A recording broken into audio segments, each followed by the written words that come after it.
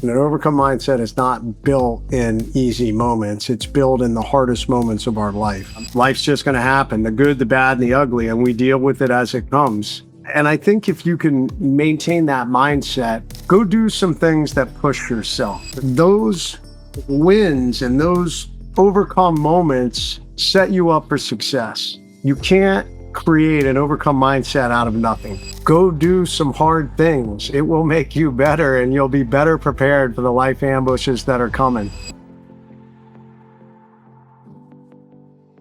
Before we can lead others, we have to lead ourselves. And today, you're going to meet somebody who has led at the highest level. This individual has been through words I can't begin to articulate, but he can. And the level of self-love, self-discipline, the sacrifice, the leadership, the ability to embrace mental toughness, bounce back from catastrophe, lead in chaos, and create opportunity. You would think that when life ambushes you, that somehow you'd be able to be prepared no matter what you've been through, but the reality is everyone has a learning curve to their life, and there's no one better to teach us how to handle those setbacks than none other than retired Lieutenant Jason Redman. How are you today, sir? Nothing good, man. Thanks for having me on. Of course, it's so cool to be here. Retired Navy SEAL, an extremely decorated soldier. Mental toughness is something I'm sure has come up quite a lot in your circles. How do you define mental toughness? Man, I mean, the simple definition would be the ability to endure pain and discomfort for longer than the average individual. I mean, I think that's mental toughness, but that gets pretty nuanced. You know, there can be mental toughness just dealing with life, you know, the grind of life every day, you know, continuing to drive forward. It can be the single mom out there who's figuring out a way to take care of her kids despite working multiple jobs. I mean, that's a level of mental toughness. It's a spouse in a marriage that they're a caretaker. Maybe it's an individual that's a caretaker for an aging parent, and every day they're having to take care of that person, and they're sacrificing parts of their own life to do that. I mean, that's a level of mental toughness. So, you know, mental toughness has a lot of definitions beyond just, you know, dealing with pain or discomfort. In your book, Overcome, one of 3 that you've written, it starts with this situation that you faced, a near-death experience to the nth degree. And mental toughness doesn't sound like it was enough to get you through. What were some of the things that you were going through when you were in the midst of an active fire in the middle of what I would argue is the hardest moment of your life?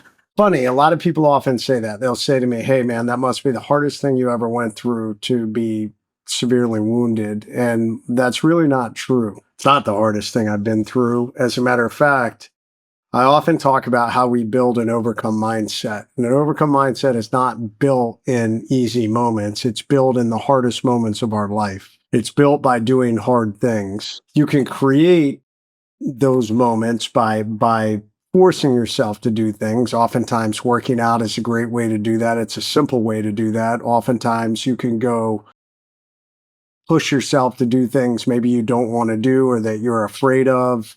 Volunteer for things that you normally wouldn't do because it makes you afraid or you don't want to do it. That places us into a mindset where now we have to overcome something we don't want to do because it's painful, because we don't like it, whatever it is. And sometimes those things come along in life, you know, what I often call life ambushes. For me, the very first one I ever was in was a leadership failure. My first book, The Trident, really is all about that. It's about how I failed as a young leader and really got ostracized by quite a few of my teammates. Even friends of mine turned their backs on me. And, you know, we're a hard community, man. And, you know, you got to be able to operate at the highest level. And if you make mistakes that could potentially cost people their lives and you're not owning up to it and embracing it, then some of them can say, get rid of that guy. And that's exactly what happened to me. And, you know, I spiraled down onto rock bottom. Well, suicidal, and thankfully did not take my life in Afghanistan when all that happened. I thought about it. Climbing out of that hole is probably the hardest journey I've ever been through. To be told when you're a part of a community, to be told you don't belong and we don't want you here, that's a really hard thing to deal with, especially a community as difficult it is to become a part of our community, like in special operations. The easiest thing for me to do would have been to leave. And I'll be honest, I thought about it on multiple occasions. And so often in life,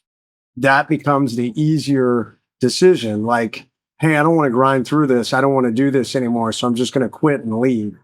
And that's why I talked about earlier when you said, what is mental toughness? I think oftentimes it's your ability to grind through when so many other people would have left long ago. They would just say, I'm going to take the easier path. I'm just going to start over. I'm not going to do this because it's too hard. That easily could have been my path. And thankfully I decided to stay. That journey built me up really for success when I was wounded. So when I was severely wounded, I mean, granted, I think there are a lot of people who would say, man, you were shot multiple times by a machine gun, 4 years, 40 surgeries to get put back together. But I'll be honest, I remember laying in that hospital bed, thinking back, going, you know what, man, you've been through a worse journey. You've climbed out of a deeper hole than this. And all the lessons you learned from that leadership failure are the same lessons that you will apply to this. Lead yourself, lead others, lead always, how we drive forward, how we get off the axe. All the things that I speak on was born really, or maybe I should say was forged out of that leadership failure. So You reference Stoic philosophers at the beginning of each chapter in Overcome. What role did Stoicism play, if any at all, in how you recovered in your leadership style and in your life over the course of your career? I'm a big fan of Stoic philosophy. I think, Stoicism is this idea that you can whine and complain about life, but life's going to happen and you just deal with it and drive forward. And we're neither overly excited nor are we, overwhelmed by negativity. Life's just going to happen, the good, the bad, and the ugly, and we deal with it as it comes. And and I think if you can maintain that mindset, it's a great way to live life, because the reality is you're going to have highs in this life. And man, they're a lot of fun to ride those highs. But the middle ground is kind of the average of everyone's life. I don't care how successful you are. And with those highs are going to come lows. You're going to have the hard points. You're going to have the crisis, the life ambushes. So I've had a lot of success in my life, and I've had some pretty big failures. And, I've tried to be grateful for the highs and to learn from the failures and just accept that, hey, this is just life. The successes that I've had and the success that I currently have, I recognize, hey, all that could be gone tomorrow. And if it is, no big deal. So what? I'll be thankful. I still have my family. I'm still alive. So that means I can rebuild myself. And I'm not going to waste a lot of time there's a lot of people and hate and division that's out in the world, people that'll lash out at you or do things to you. I don't waste a whole lot of time on those things, because what does it accomplish other than wasting my own energy? You mentioned a few times this idea of the life ambush. I mentioned it too. I got the idea from your book. And rebuilding yourself. Something you talk about in the book is this idea that you have a life purpose and a life mission. And then after you go through something significant, you have to reassess that life mission. And now what was once your mission may not necessarily speak to you in the same way. How do people know where they're at in their mission? Maybe it's a situation where they've kind of tapped their experience that they thought they were put here on earth to do, but as someone who had carved out a career in becoming a Navy SEAL and then going off to become an entrepreneur, a film producer, a philanthropist, a speaker, you've reinvented yourself physically, literally, metaphorically, in every other way. How do people navigate reestablishing purpose in their life? In the TED Talk I did, I talked about so often when we have life ambushes, it becomes the end of some part of your life. It can be the end of your health. It could be the end of innocence. It could be the end of a job. It could be the end of a relationship. It could be the end of financial well-being. And most people focus on the end. They focus on the negativity, and instead of looking forward. And I mean, there is a grieving period. I would say that. I mean, we're all human, myself included. There's going to be a period of time that we got to navigate through that loss. But on the flip side of that coin, oftentimes that the end moment becomes a new beginning. It can become new purpose. There are so many amazing people who have taken some crisis or tragedy and turned it into a whole new mission and purpose in their life. The family that lost a child to cancer launches a nonprofit to take care of other families who are struggling with this, and that becomes their new purpose. And they have so much joy from helping these other families. My special operations career came to an end, and I got a lot of notoriety because of my sign on the door and started speaking. So that became part of my new purpose. The sign on the door was born out of that. And that sign, that I put on my hospital door in the hospital became my new mission statement. Even today, it guides me. So I often ask people, when some major thing happens and you're figuring out where do you go, what are your values, and okay, if that's gone, stop focusing on the past, because oftentimes you're never going to get it back. I mean, one of the things I talk about in overcome mindset, or even if we want to say hope, hope doesn't mean you're going to fix what's broken or you're going to get back what's lost. It only means that you're going to drive forward. And what does that new path look like? And for me, that sign on the door became all of that. So I often ask people, what do you want your sign on the door to say? What have you ever written down that you're like, this is what motivates me? This part of my life is gone, but where can I make an impact now? What are the lessons I learned out of this past that I've been? Man, all of us learn from the tragedies and the triumphs we go through. So yeah, how do you take all that? How do you decide this is what motivates me? This is what inspires me? And if it motivates and inspires you, then there's other humans out there that are going to be motivated and inspired too. And how do you turn that into doing something that makes a difference? That's how I did it. And I stumbled into it because never once was I like, man, I want to write a book, or man, I'm going to be a public speaker, or all these things. It just unfolded because of how my life unfolded. Same thing with an entrepreneur. I didn't intend to be an entrepreneur, but what happened is I was doing pretty well in speaking. We were making a decent profit, and I was like, I need to do something with this money. I'm not someone that's going to go buy a whole bunch of flashy things. I don't really need that. I'd rather put this money to work. And that's how I got involved in investing in other companies and looking at how can I build a, financial freedom and, a financial legacy. One of the cool things I appreciate about you outside of your exceptional service and also that sign on the door, I don't know if there's anyone who hasn't seen it yet, but just for the sake of making sure that we give credence where credence is due, and I'll encapsulate it, pardon me if I leave anything out before bleeding into the next question, is that in that hospital bed in Bethesda, if I'm not mistaken, it was a sign that you took upon yourself to write that room that you were staying in was going to be a room of empowerment, that there would be no room for pity, or there'd be no room for any negative energy, and that everyone could leave all that at the door if they had any intention of coming inside or not enter at all. And that sign took you around the country to meet with the president. People started writing their own signs, and it became this viral movement. And that kind of leads me into this other element of, you've experienced a ton of failure, obviously, but you've also experienced quite a lot of success.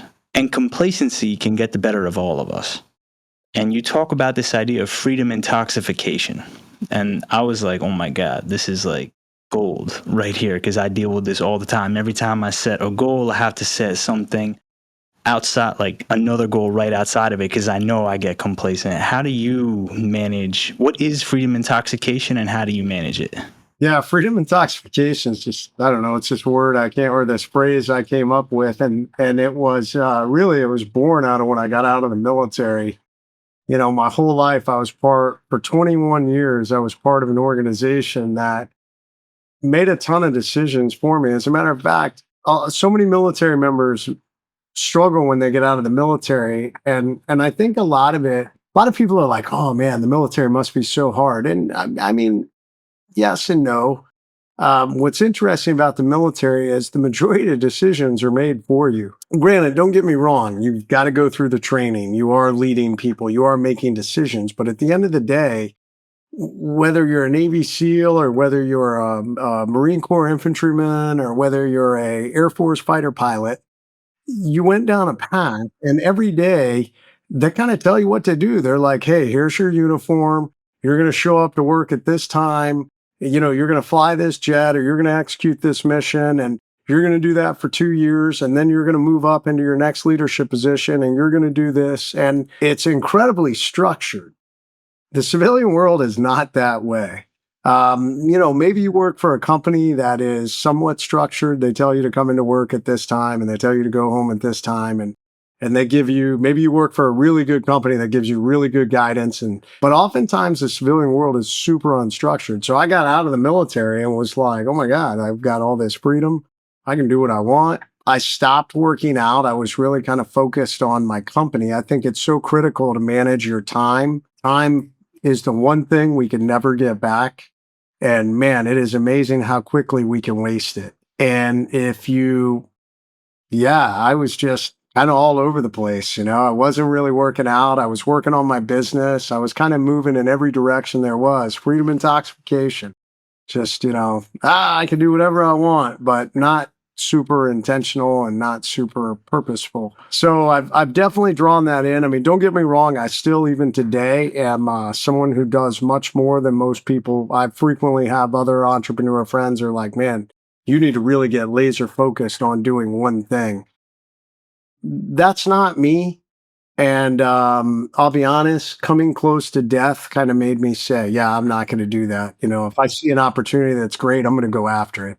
Sometimes I say, boy, I've been off more than I can chew. But sometimes I'm just like, hey, man, I'm living life to the fullest. I'm living greatly. So yeah, you gotta manage your time. You got to pick which direction you're going to go. There are definitely things that ideas that I've thrown at the wall that I was like, okay, that was not a good idea. That was kind of a waste of time. Jonathan, I'll say there was one other thing of freedom intoxication that kind of occurred. As I was getting into the entrepreneur journey, doing too many things. I will say that without a very clear-cut plan on where I wanted to go. I just wanted to make money, which we were accomplishing, but I had no plan for it. So once again, this was another example of freedom intoxication. I wasn't intentional on what we were doing with that. And that became something that changed about 3 years ago. I actually coached another a veteran wounded warrior, a ranger, a great dude who was getting out. And I told him, I said, you need to sit down and you need to write like your 10-year plan or even a 20-year plan. Decide what it's going to be, but make it super intentional. Write down the number of what you want to have someday when you retire, or what those things are. And then reverse engineer it. No different. In the military, we do mission planning. So if we say, hey, we need to hit this target on June 5th, 6 p.m. at night, we reverse engineer all our planning all the way back from the moment you hit the target. How long will it take for the helicopters to fly in? How long will it take us to take down that actual target, to lock it down, to do everything? And we reverse engineer all the way back to the front so that we know what time we really need to start our mission planning to execute that. Life should be no different, man. Don't get sucked into I have all this time in the world, because you don't. You have no clue when it's going. So be super intentional. And that was something that I changed about 3 years ago. I came up with a 10-year plan that I wanted to accomplish. And we have different strategies that we're going after now to do that. Hi, everyone. Welcome to Inside the Inspired. My name is Jonathan Cohen, and I have a quick favor to ask you. If you're getting any value out of this content, please take a second to subscribe to the channel. You help us reach more people, and you can also stay up to date with all the latest content coming your way. Thank you so much for tuning in. I served 2 years in the Israeli Defense Force infantry combat, and there's this saying in the military. When you're 20, when your commander tells you to attack, you're 20 years old, you ask where. When you're 30, you ask how. And when you're 40, you ask why. So it's one of those things that, like, by happenstance and a little bit of relatability of you're just kind of following the structure. Go do some things that push yourself. Because when you've done things, Jonathan, you went through Israeli military training that taught you things about yourself. You were placed into situations where you were probably like, man, I don't know if I can do this, or this is really hard. And you learn, wow, I can do this. And when you push beyond what you think you have the ability to do, whether it's running a marathon, whether it's jumping out of a plane, climbing a mountain, being in the military, starting a business, I don't care what it is, I call that flexing your overcome muscles. Those wins and those overcome moments set you up for success. You can't create an overcome mindset out of nothing, or at least it's very difficult. The majority of people, unless you I just don't think it's possible. If you suddenly are thrust into a major, difficult, painful, adverse situation, most people will crumble if they've never been in any kind of situation where they've been tested. By being tested, it teaches you, hey, I can do this. And so it starts with you, because at the end of the day, we rely on the people around you, but I've often said it, you can't drag someone off the X. The X is the point of attack. It's the point of the crisis. If they're unwilling to get off the X themselves, they're only going to crawl right back onto it. So it starts with a belief in you. I have the ability to do this. You might doubt yourself. That's okay. But you gotta say, okay, I don't know if I can do this, but no matter what, I'm going to try. I'm going to grind. I'm going to get up. I'm going to move forward. From there, then it becomes, have you built good rings of people around you? Do you have some friends? Do you have some family? My friends and family made all the difference for me when I was struggling through some of the harder moments of my life, whether it was my leadership failure. My wife was there with me, and other friends. I mean, I lost some of my friends, but there were other friends who stood by me through that. My battlefield injuries, had a lot of people, including my family and my kids, made a big difference for me. Unconditional love with your kids is a powerful thing. And other life ambushes, having friends and family around me, and then faith. And there may be some people who say, oh, well, faith should be the very first thing. And I can appreciate that. But I think God knows. So many people will pray and they will say, well, God, why didn't you save me? Or God, why did you let this happen to me? And then they'll blame God. And God will say, well, why didn't you get up and walk away? Or why didn't you do this? I gave you the tools to be able to deal with this, and you decided not to do it, and you kept blaming me. I feel like God gave us free will. And at the end of the day, he made us strong and he made us resilient. And it's on you to get up and drive forward. So I do believe faith plays a part. I mean, God saved me on that battlefield. There's no doubt about it. But I also think he expected me and knew that the path he was putting me on was very difficult.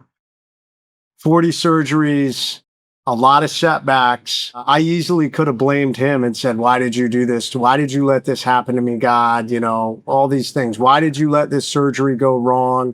That becomes more the stoic mindset. I mean, at the end of the day, hey, this went wrong. It's on me. I'm going to stay positive. I'm going to drive forward. So I think all those things come into play. Go do some hard things. It will make you better, and you'll be better prepared for the life ambushes that are coming. I think about that all the time in terms of the spiritual element. I'll touch on in a second, but I train and do hard things. My community, my audience knows me at this point. They know it's almost to a fault. And I always set something out in front of me to the point that it scares me, because I feel like if I don't have that thing to train for, I'm going to lose my edge. I'm going to lose that thing that makes me a little bit better. Even if I'm showing up, even if I'm consistent and doing the work, if I don't have something to test me and challenge my belief system about myself, then I'm not going to be able to be strong enough or level up enough for the people around me. But that's the battle that I fight on a daily basis. And I'm curious, from your perspective, did you have a different relationship with God before and after what happened to you in Iraq? Yeah, and I have a hard relationship with God. I often ask God, why did you make me the way I am? I'm super analytical.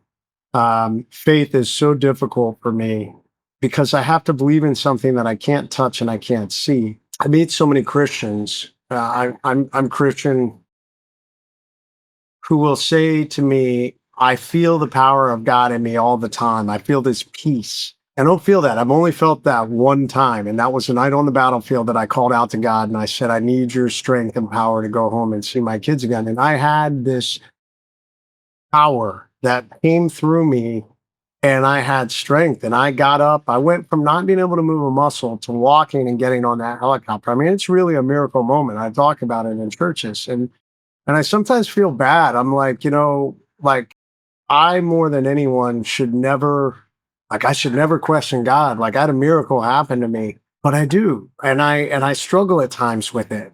But I also I look at scripture and Jesus's own disciples question him in the end. I mean, Peter, one of his best disciples, Jesus even told him ahead of time. He said, Peter, you're going to deny me 3 times, before the rooster crows in the morning. Peter's like, oh no, Lord, I'll never do that. I'm your dog. And that night, man, when the world fell apart and he was arrested and beat and then crucified, and people were like, oh, Peter, that's his boy. You need to grab him too. And Peter's like, nah, man, I don't know that dude. 3 times. So and there's so many other instances of individuals, Thomas, one of the disciples who doubted, who was like, hey, I don't believe it. I won't believe it, and even when he saw Jesus after he'd been crucified, he said, show me your hands and show me your side. So for me, I there's a prayer, or not a prayer. There's a scripture in the Bible about a father who comes up to Jesus and his son is possessed, and he says, Lord, help my son. He's been possessed for years. No one's been able to help him. He has convulsions and seizures, and he's possessed by this demon. And Jesus says, well, I can help anyone who believe. All you have to do is believe. And the father said, well, help me with my unbelief. I sometimes pray that prayer. So I wish I could tell people like I have this, I never question, but I do. And I used to think that was really taboo when I grew up in the church, like, oh my gosh, that's blasphemy to say that. But I don't think it is. I think God understands that we struggle and, I'm not going to turn from him, but I wrestle and I say, why'd you make me this way? Why am I so analytical? I love anything scientific. I love apologetics. I love anything that takes real world facts and links it to faith. My favorite book of all times is Lee Strobel's Case for a Creator. If you've never read that book, it is about creationism and how complicated this world and even life, the fact that we are alive, is almost infinitely impossible. And that makes me say someone much stronger, more powerful, more intelligent than all of us put all this together. And that's God. I once saw, thank you for sharing that. I once saw a conversation between Ben Shapiro and Jordan Peterson just going back and forth about God. And it's just a very highly intellectual conversation. Understood some, didn't understand a whole other bunch of it. But there's one part that always sits with me. It's that we can all agree there's something going on over here that none of us can explain. And that always resonates because it's like when someone says, oh, prove to me God exists. Prove to me he doesn't, one of those things. And I don't want this to get into a whole spiritual discussion, but how does that relationship with God after everything that you've been through play into the role of fear in your life? How does fear, after having been through like war and being shot, having so many facial surgeries, dealing with loss, how does fear play a role in your life today, if at all? No, it does. I mean, I would be remiss to say I'm like anybody. I'm afraid of death. It's the great unknown. We find out in that moment. Lord, are you there? I mean, that is the great dividing plane where you move on to the spiritual realm. Death is probably one of the few things I fear. I'm not afraid of failure. I've done all these things, and I'm not afraid of that. I'm not afraid to go try something new. And if I fail, so what? I'm not afraid. I mean, if we lost everything and suddenly I was dirt poor, I'm not afraid of that. That doesn't bother me. I'm not worried about that. I think the biggest thing is just the biggest, probably because I've been in all those situations before. I've been poor. I've been in extreme pain. I've been in combat. I've been shot at. I've shot at people. I've been in all these situations. So, and then that's a blessing, you know. So I'm not afraid. The only thing is really the great unknown, that last thing. But I will say this: frequently, you know, I've had some close calls since I was injured, and I just in those moments I give myself up to God and I say, hey, if this is my time, then all right, you know, then you've given me an amazing life. I mean, what an amazing life. I mean, I've lived probably 2 lifetimes compared to most people out there. I hope that I can make it to 80. That's what I've asked God. You know, will you give me 80? I'd like to watch my grandkids grow up and enjoy time with them. And but if I don't get that, then hey, so be it. I'm just going to continue to try and live the best version of myself and the best life I can, knowing that someday I'm going to check out. I'd love it to be 80. It could be tomorrow. Rich Davini's been on this podcast. Something we talk about also attributes and mental toughness, discipline. But there's this concept of extreme ownership. I know you know Jocko, who doesn't. What role of owning your circumstances and taking responsibility for your life in your journey has extreme ownership played? Tremendous. And I mean, it's something that I don't know why. A lot of people don't. I'm not sure why. I love Jocko's example. I interviewed Jocko for my second book, Overcome. And one of the examples, and I think it's in his book, Extreme Ownership, he talks about, you know, you can't control the weather. So, you know, if we're going to conduct a mission and, you know, someone says, oh, well, we can't do the mission because of the weather. And, you know, Jocko's like, well, whose fault is that we're not doing the mission? And the guy's like, well, I can't control the weather. But no, you could have made better decisions. You could have planned ahead. You could have thought about that. So at the end of the day, yes, that does become on you. And I believe that. I believe that no one is perfect, that when even if you have someone that 90% of some negative outcome or something that happened is their fault, what part did you play in it? You know, could you have done a better job of communicating to them? Could you have offered them advice? What did you ignore? And I think that's really what extreme ownership is. How can I play into this and own, even if it's a 1% part? Typically no one is totally without fault, you know.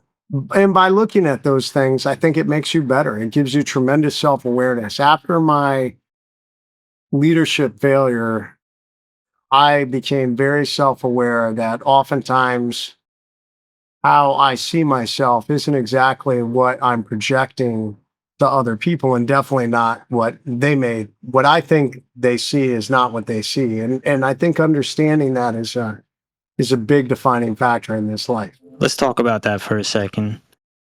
I was going to ask you another question, but you mentioned your leadership failure a couple times. I read about it too. That whole idea of someone processing your message differently than you're projecting it, how do you navigate that tension?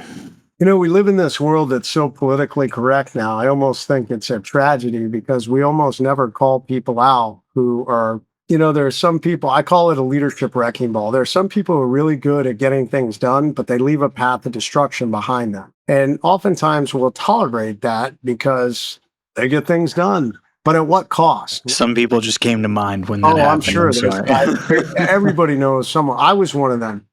I was one of those people when I was younger. So if it wasn't for people calling me out and telling me, hey, you know, you shouldn't, it's not the best way to do things. I mean, it is one type of leadership. Oftentimes it won't last. You can't build truly elite teams that will last forever with that type of leadership. So, you know, welcome feedback. Look yourself in the mirror. I often talk about, you know, if you want to know what type of leader you are, look yourself in the mirror and ask yourself, do your people follow you because they want to or because they have to? If they have to, then you probably lead by fear. And I will say there are some leaders who love that. There's a power trip that they have. They want to intimidate people into following them. That's not the type of leader I want to be. I really want to motivate and inspire people to want to be on my team. I want to help them to be better. That's the type of leader that I want to be. And I would say that I think it's difficult to build long, sustained, superior performance teams with a group of people who are following you because they have to. Because ultimately, you're going to run out of people who want to follow you, who want to continue to follow behind the wrecking path of destruction. Leadership plays an important role in marriage just as much as partnership. You have a new book coming out, The Invincible Marriage. What can people expect? It's an extension of many of the things that I've talked about, except it really is about marriage. And I think I wouldn't be here if it wasn't for my wife. And she is amazing. I mean, through some of the hardest points of my life, she has been there with me. She wasn't. I met my wife. I'd been in the military for 8 years, I think, when we were, maybe 7 years, I think, when we met. So she wasn't there in the beginning, but definitely through many of the hard points of my life. She was there through my leadership failures. She was there through my battlefield injuries, through combat, my transition out of the military, through business crises. I had another health crisis in 2020 that we navigated. God intended us to have an amazing mate. I mean, when he created man, he created woman because he said, I don't want you to be lonely. I want you to have a companion. And that really, if you can find the right one, it's amazing, but you got to work at it. I think too often individuals go into relationships and they settle, or they're just, they don't get deep enough. It's a physical attraction, which happens with all of us, but then they don't really do all their due diligence. Hey, are our values aligned? When we start to look 10, 20 years down the road, are we aligned? The way we vacation, our religions, the way we want to raise kids, the way we manage finances, all these different things, are they aligned? Because if they're not, it's pretty hard to, especially on the big value things, most people don't change. And that just leads to frustration. Now, if they are aligned, it doesn't mean that you have this perfect marriage. It means it's still hard, but you have to continually train. We break the book down in 3 sections. It's built around this idea of special operations. So for the guys that are out there who are like, I would never read a marriage book, I think you'll enjoy this one. We wrote it specifically. It'll work for anybody, but we wrote it for the protector community, law enforcement, fire, and military, because we have a much higher divorce rate, and we see much more trauma than the average people out there, which contributes to some of the challenges in our marriages. So number one, you got to have a mission, and that mission is your marriage. And every decision you make, it's the most important. Your spouse is your most important teammate. So every decision you make should be built around that. And it always goes back to that mission.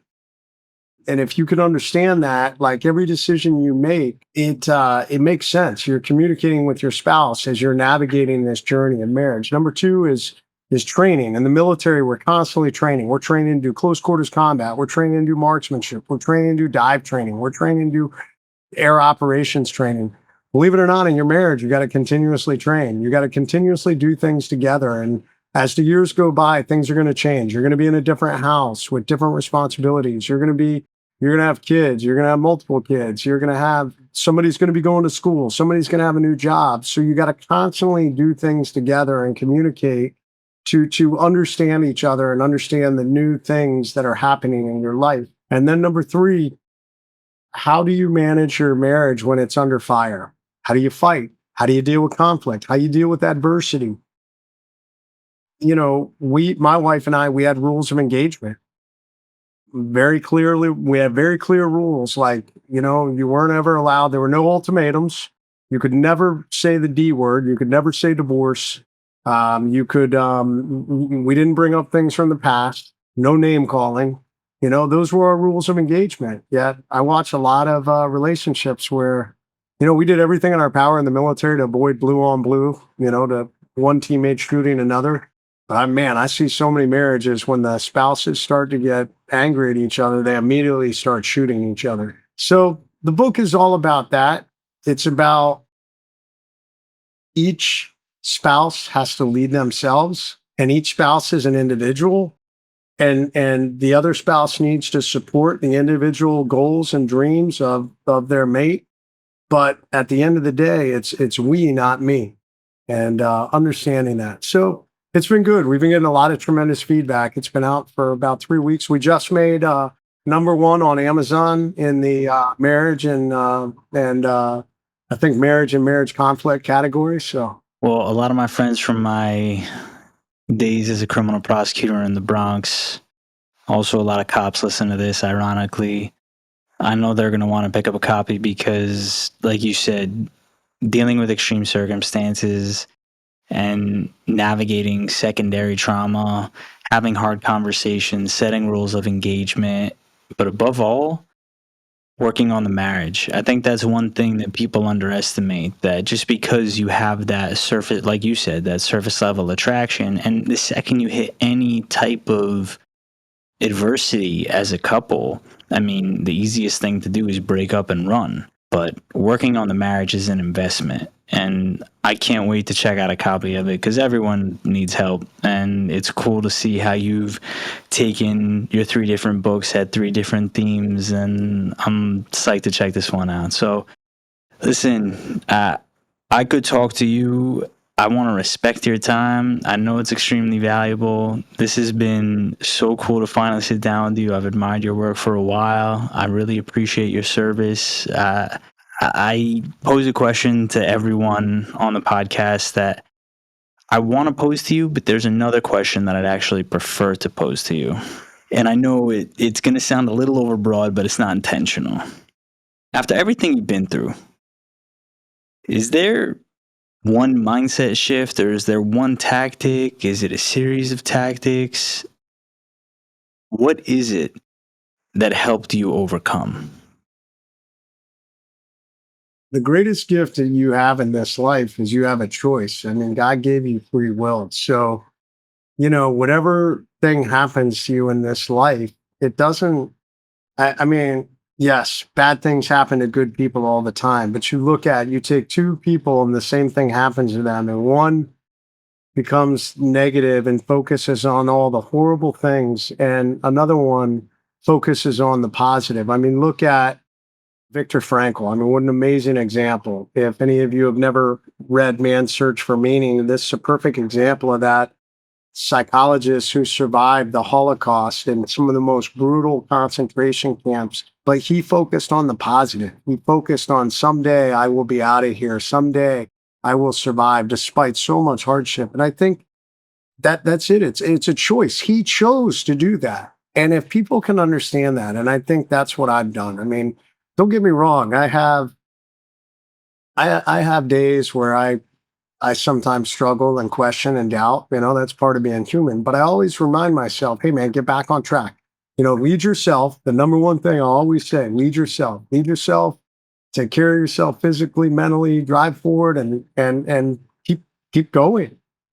Keep going. Choose to drive forward because that's what you got. Ladies and gentlemen, Jason Redman, thank you so much for the time. Where can people keep up with your journey? You guys can find me at jasonredman.com. And I know you have a lot of people in New Jersey. I am part of a new company, a whiskey seltzer company called Patriot Hard Seltzer.